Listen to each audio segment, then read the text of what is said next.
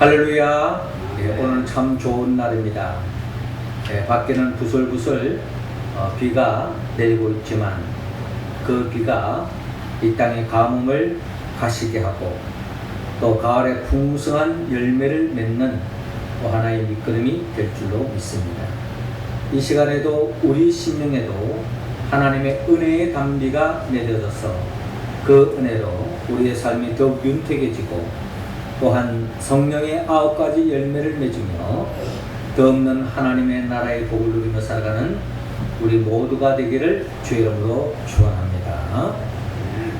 지난 한 주간의 일기를 살펴보면 화창한 날씨 속에서 때로는 갑자기 먹구름이 짙어지면서 소낙비가 내리는 것을 경험했습니다.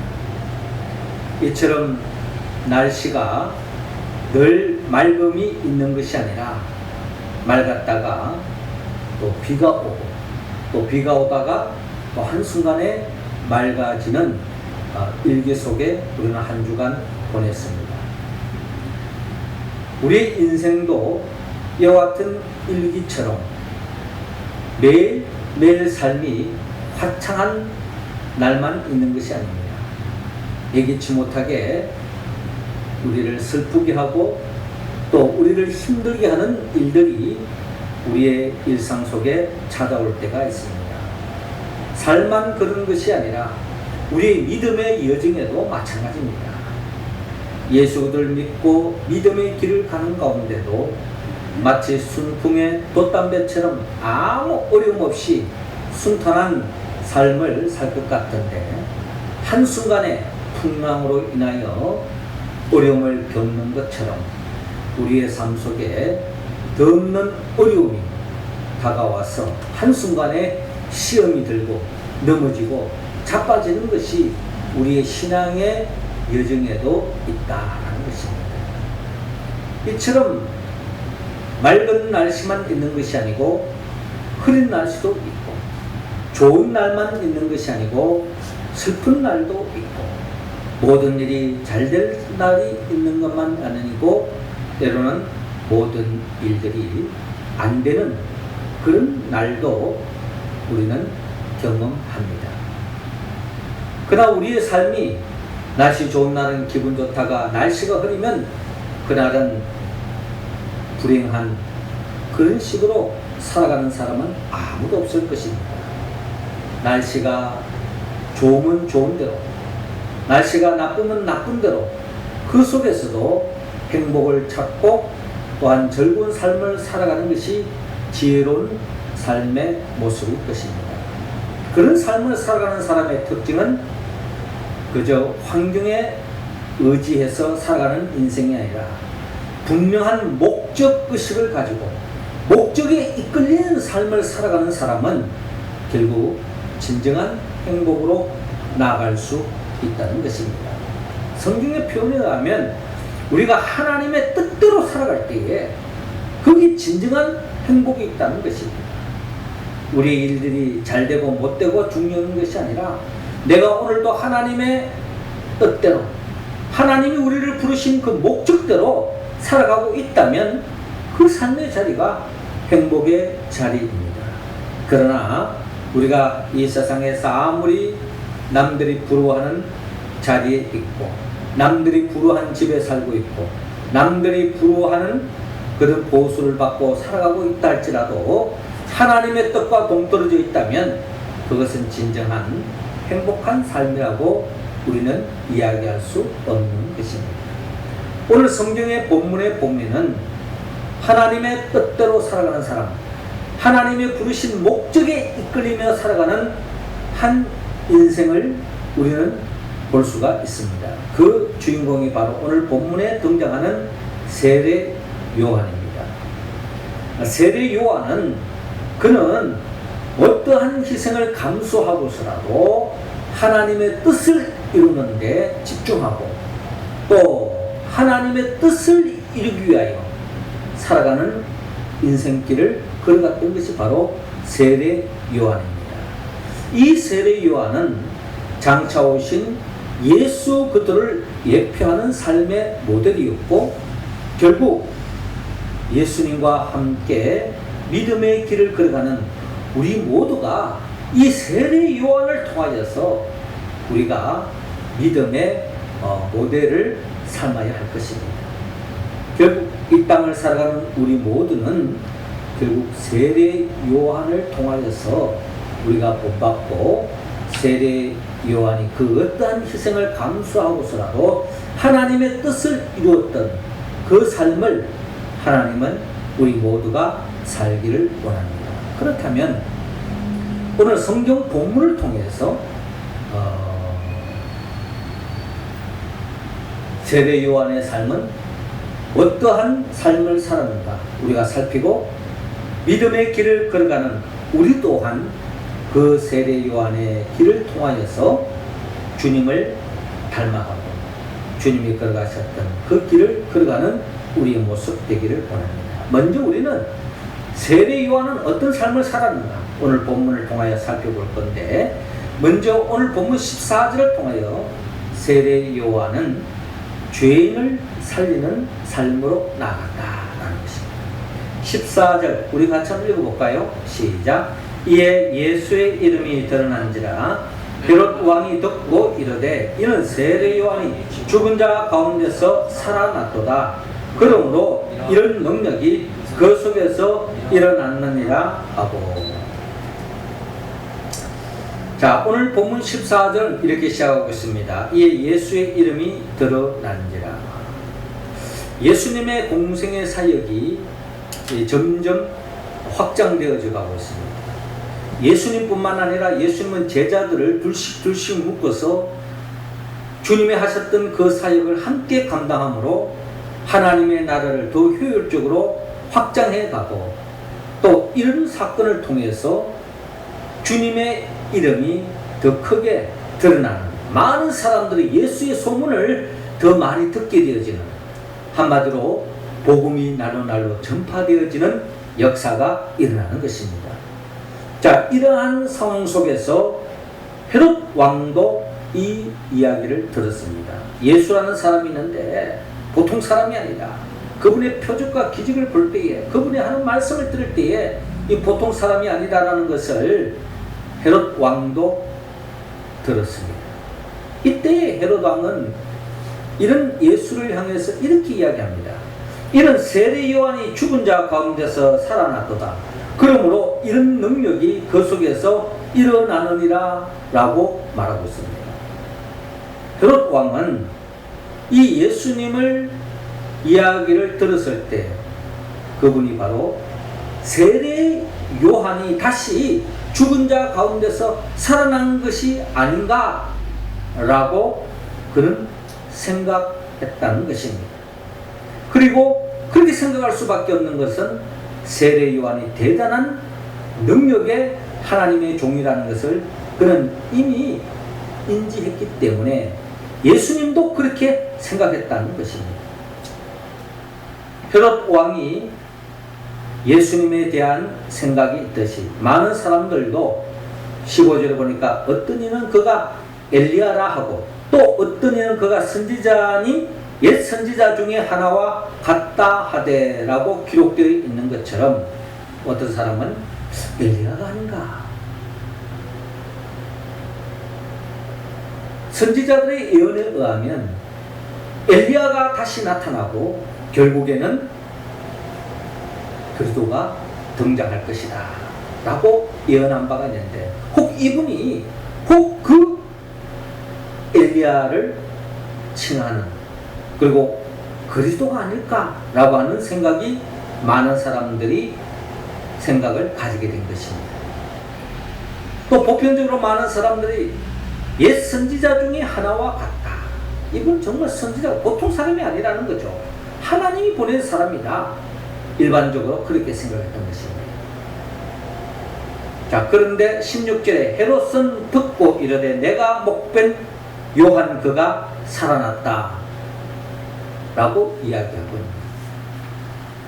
아마도 헤롯은 오랫동안 이 세례 요한을 죽였기 때문에 양심의 가책을 그 누구보다 강하게 가지고 있었을 것입니다. 그래서 예수님의 이 등장이 결국 세례 요한이, 내가 죽인 그 세례 요한이 다시 살아난 게 아닐까 하는 이런 이야기가 아마 헤롯에게는 두려움으로 다가왔을 것이며, 또 그 두려움은 자기의 양심의 가책을 느끼기 때문에 그런 두려움에 빠질 수밖에 없었을 것이다 라고 생각되어집니다. 자, 이 헤롯은 이 세례 요한을 두려운 존재로 여겼던 것입니다. 그렇다면 우리는 이 헤롯이 생각하기에 앞서서 이 세례 요한이 어떤 사람이었던가 우리는 성경을 통해서 잘 알 수가 있습니다. 예수님은 이 세례 요한에 대해서 여자가 낳은 자 중에 이보다 더한 자가 없다라고 이야기할 정도로 세례 요한을 아주 높이 평가했던 사람입니다. 또 예수님도 스스로 이 세례 요한으로부터 세례를 받았잖아요. 그만큼 예수님 또한 이 세례 요한이 앞으로 장차 예수님께서 걸어가야 할 그 길을 예표하고 있는 자로서 세례 요한을 주목했던 것입니다.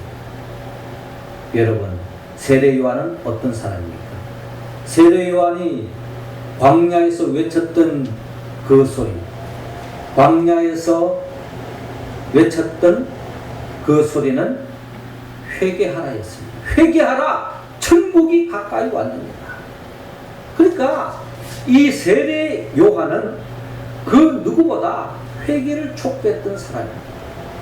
세례 요한의 마음속에는 이 세상을 진정 행복의 세계로 바꿀 수 있는 길, 행복의 나라로 나아갈 수 있는 길, 모든 인생이 진정한 행복을 얻을 수 있는 길은 돈도 아니라는 겁니다.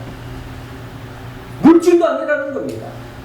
어떤 명예와 권력, 어떠한 위치에 이른다고 해서 행복해지는 것이 아니라 우리 인생의 가장 근원적인 천국과 같은 행복을 맛볼 수 있는 데 있어서 가장 장애물이 있다면 그것이 바로 돈도 아니고 사람도 아니고 환경도 아니고 죄라는 것입니다.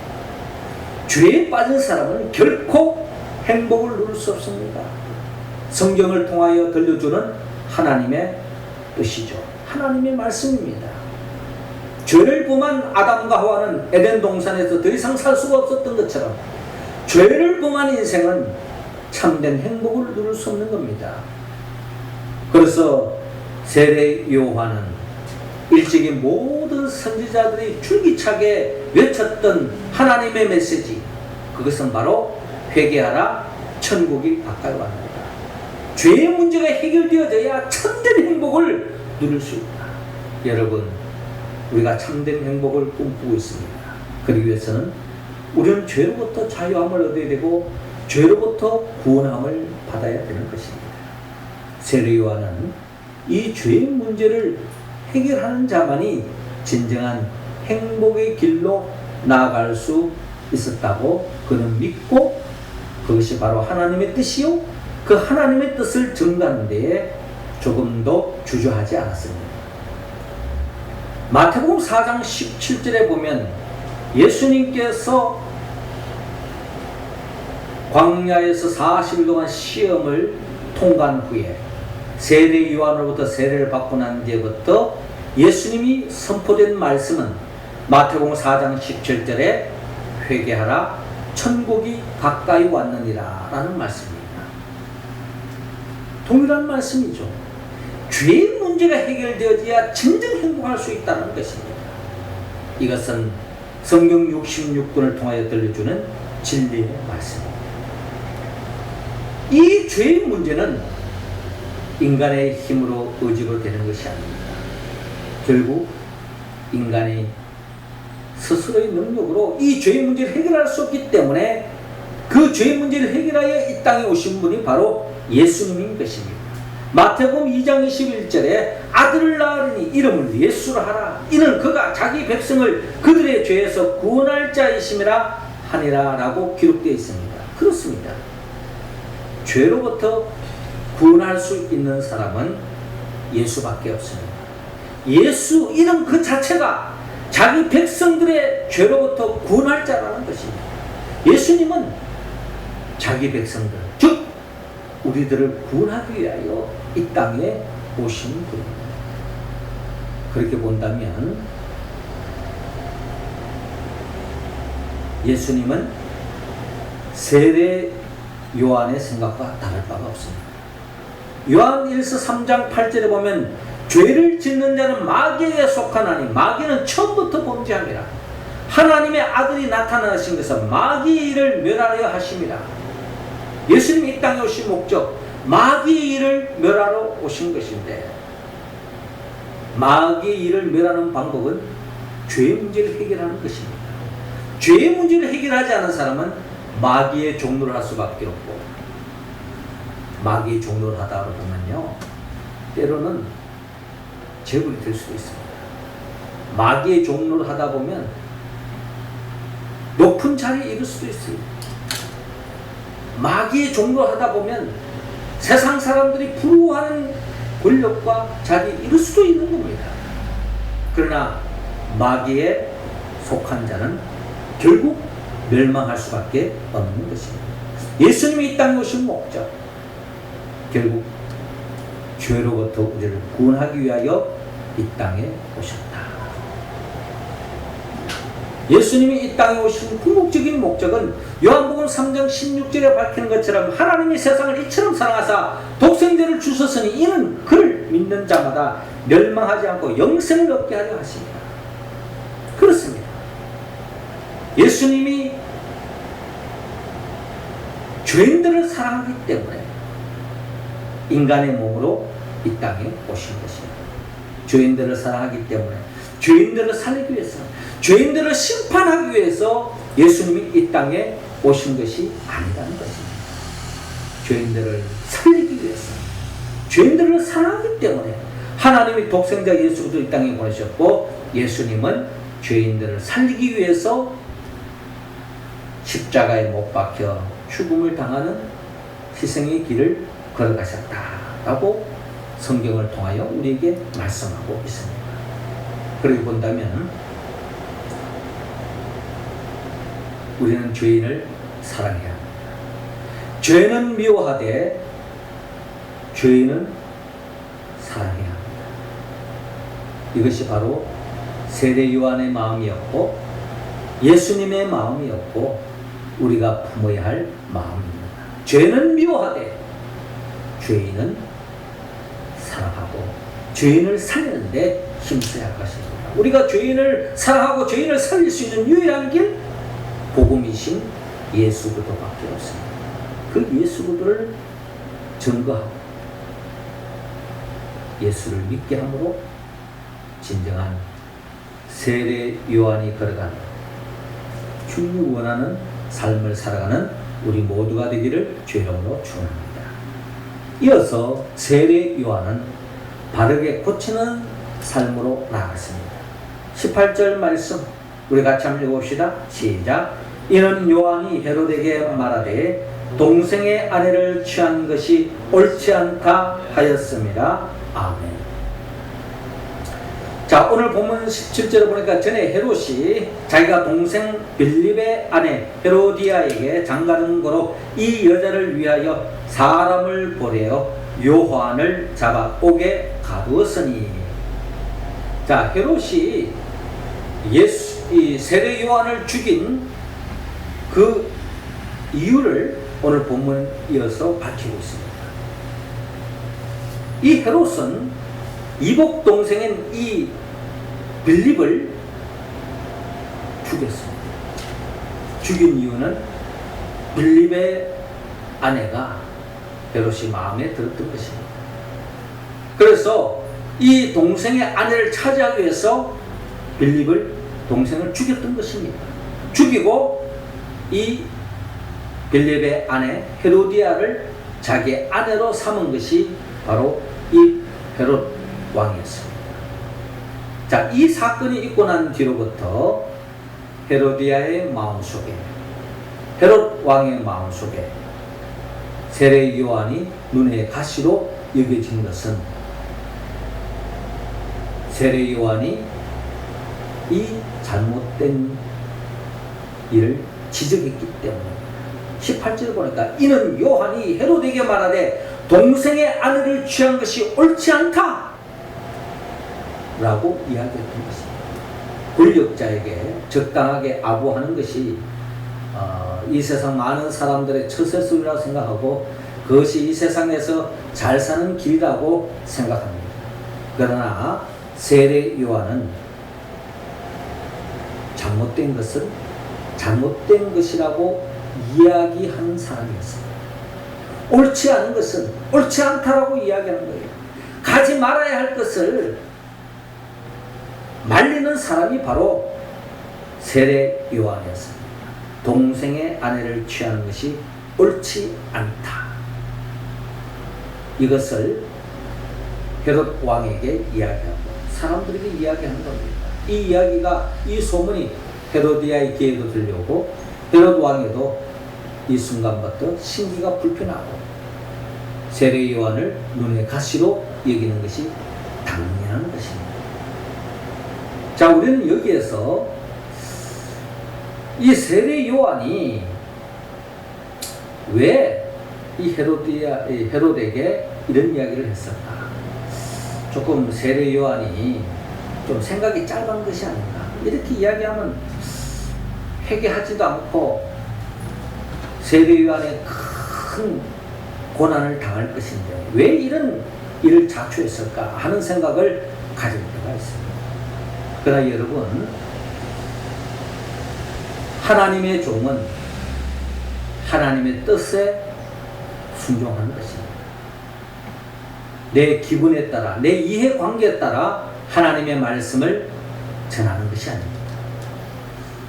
하나님의 분명한 뜻이 있다면 그 뜻을 내 이해관계를 떠나서 전하는 것이 진정한 하나님의 종, 하나님의 일꾼이 가져야 할 자세일 것인데 바로 이 세례 요한이 그랬다는 것입니다. 저는 우리는 여기에서 세례 요한의 위대함을 보아야 할 필요가 있습니다. 그리고 세례 요한의 그 위대함은 저는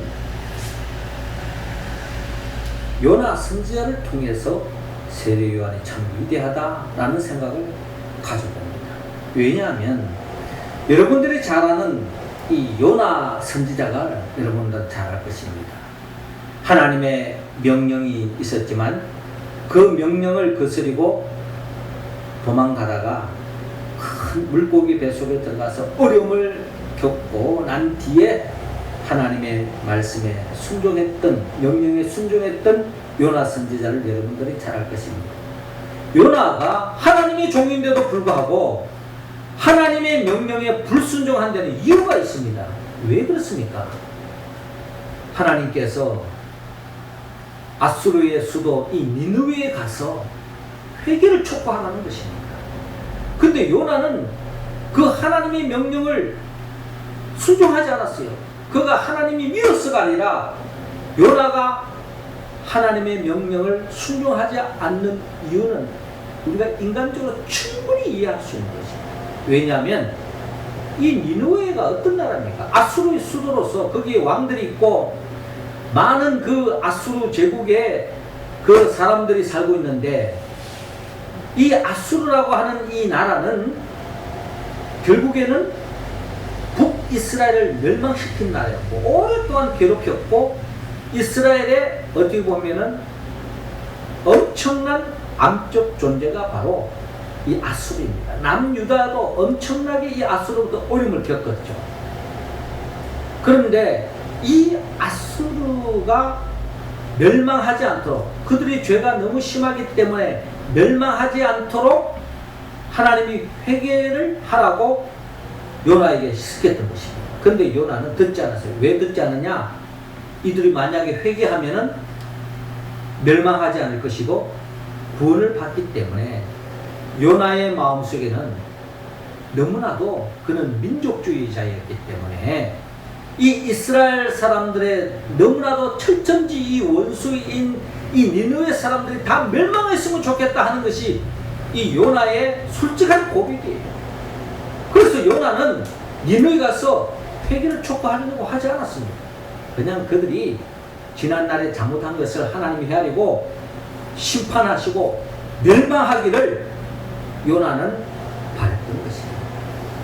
이게 바로 요나의 아주 인간적인 마음입니다. 우리도 그런 마음을 가질 때가 있잖아요. 나쁜 사람, 그 사람 예수 믿게 하면 안 돼. 벌 받아야 돼. 지옥 가야 돼. 이런 생각을 우리는 가질 때가 있습니다. 그러나 그것은 하나님의 뜻이 아닙니다. 하나님은 원수까지라도 사랑하라고 말씀하셨습니다.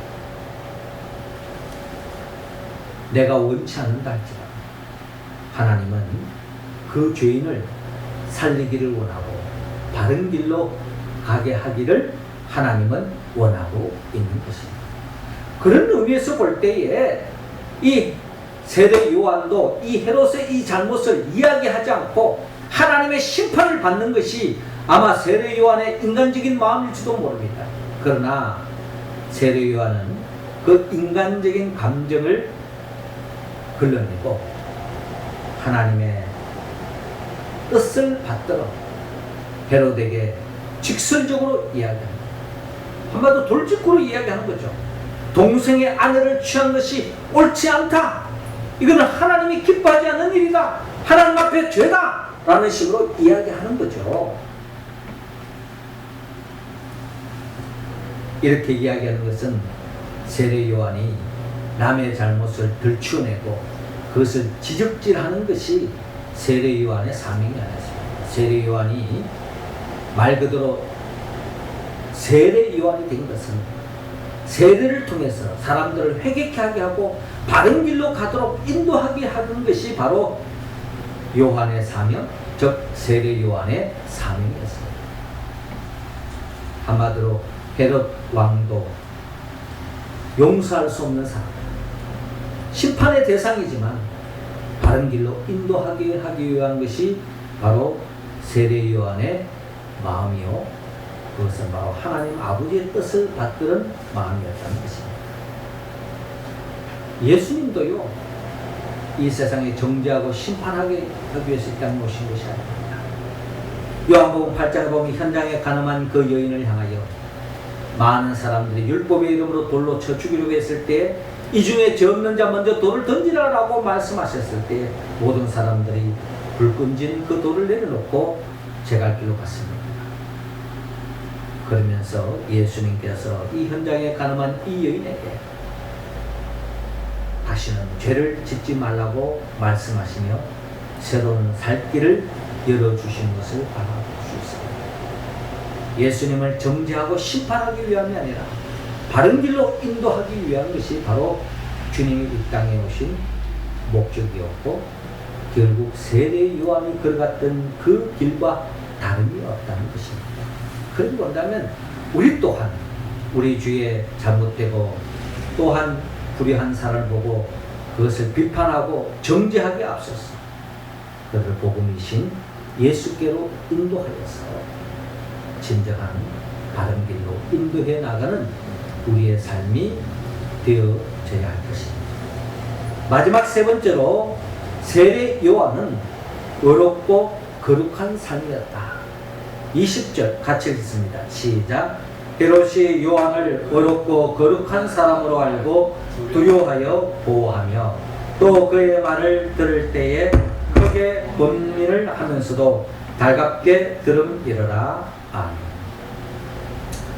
자, 오늘 본문 19절에 헤로디아가 요한을 원수로 여겨 죽이고자 하였으되 하지 못한 것은, 헤로디아는 오랫동안 이 세례 요한을 눈에 가시로 이거 빨리 제거했으면 좋겠다라는 속마음을 가지고 있었습니다. 그런데 그렇게 하지 못한 이유는 20절에 헤롯이 요한을 어렵고 거룩한 사람으로 알고 두려워하여 보호하며 또 그의 말을 들을 때 크게 번민을 하면서도 달갑게 들었음이러라 라고 기록되어 있습니다. 한마디로 헤롯은 이 세례 요한을 무시할 수 없었던 것은 결국 그는 어렵고 거룩한 사람이었다는 것을 그는 알았기 때문입니다.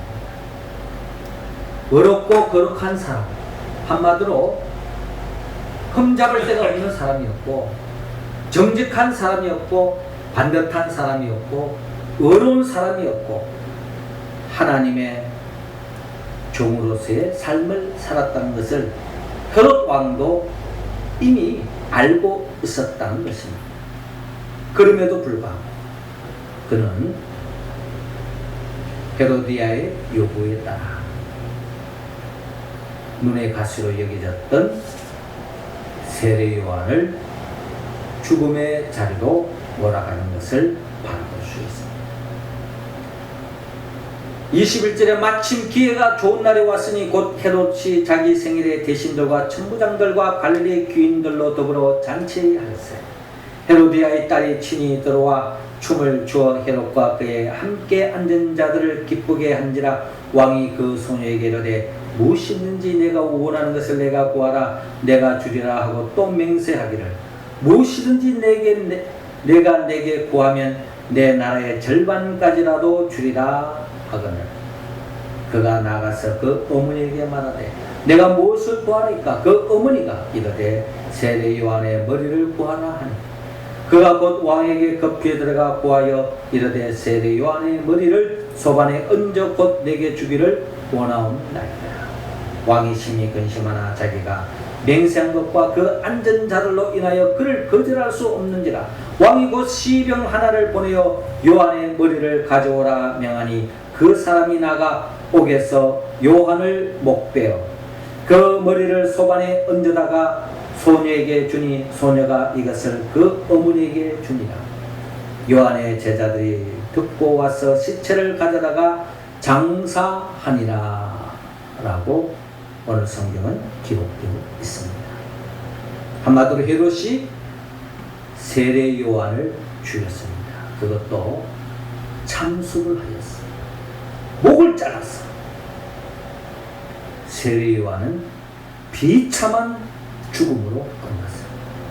그런데 성경은 이 세례 요한이 불의의 길을 걷다가 나쁜 사람으로서 악인으로서 이런 참수를 당한 것이 아니라 성경은 이 세례 요한이 참으로 의롭고 거룩한 사람이라고 헤롯 왕이 말할 정도로, 그리고 예수님은 여자가 낳은 자 중에 이보다 더한 사람이 없다라고 칭할 정도로 그렇게 의롭고 거룩한 사람이 비참하게 속된 말로 개죽음을 당했다는 것입니다.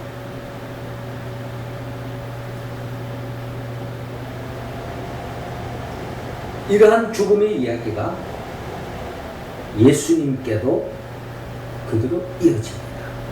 여러분, 예수님도요 십자가에서 비참하게 죽음을 당했습니다. 여러분, 우리 또한 이 길에서 자유로울 수 있는 사람은 누가 있을까요? 우리의 죽음은 아무도 예측할 수 없습니다. 어떤 식으로 우리의 죽음을 맞이할지 우리는 아무도 모른다는 것입니다. 고상하게 오래 살다가 조용히 잠자듯이 삶을 마감할 수 있는 사람은 많지 않습니다. 우리의 삶이 어떤 식으로 끝날지 우리는 아무도 모른다는 것입니다. 그러나 세례 요한과 예수님은 하나님의 뜻을 이루다가 비참한 죽음을 당했다는 겁니다. 그렇다면 우리도 하나님의 뜻대로 살아가고 하나님의 뜻을 이루는 삶을 살다가 절만 모든 사람들이 고개를 흔들 수밖에 없는 그런 비참한 죽음을 당할 수도 있는 겁니다.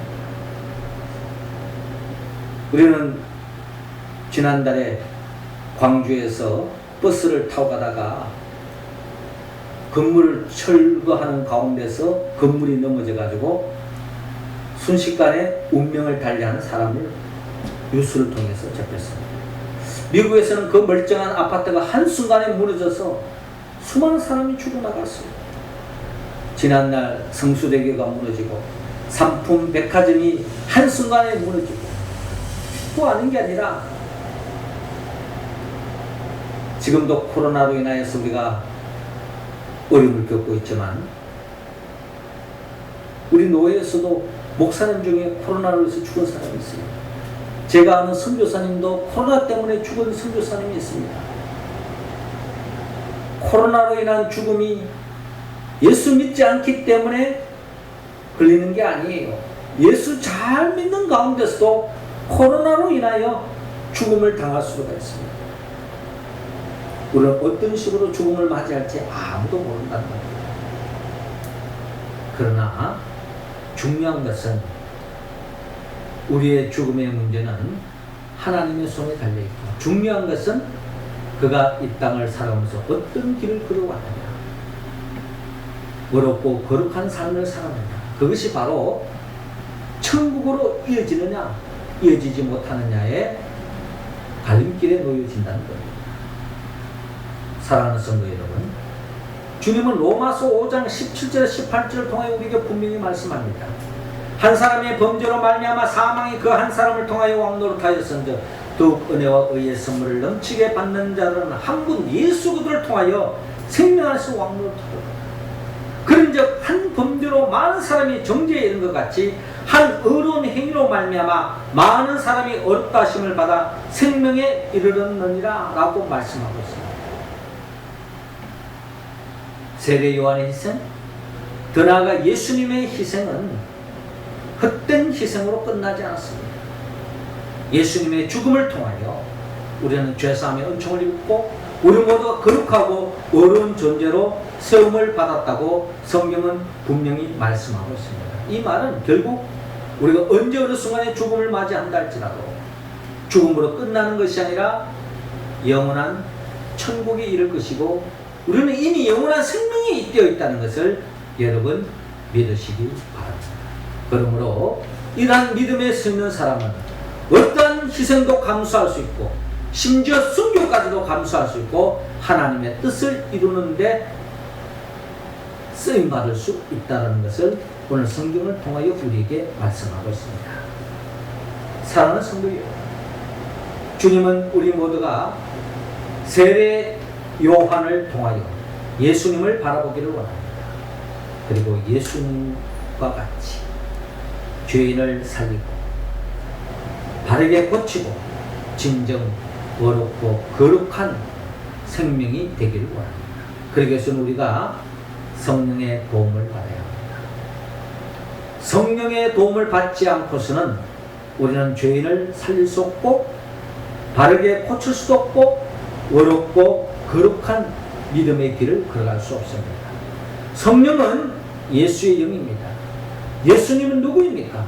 예수님은 우리를 위하여 천지 만물을 창조하시고 인간의 몸으로 오셔서 우리의 죄를 짊어지고 십자가에 못 박혀 죽으시고 부활하시고 승천하시고 지금도 우리에게 보혜사 성령을 보내주셔 성령의 도우심으로 진정한 하나님의 자녀답게 살아갈 수 있도록 교회를 중심으로 하나님의 나라를 열어가는 우리들을 새하늘과 새 땅으로 인도하기 위하여 장차 재림하여 오실 그 예수 그리스도, 그분의 영 보혜사 성령의 도우심을 따라서 세례 요한처럼, 더 나아가 예수님처럼 죄인을 살리고 바르게 고치고 무엇보다도 우리 자신이 어렵고 거룩한 믿음의 길을 걸어가는 우리 모두가 되기를 주 이름으로 축원합니다.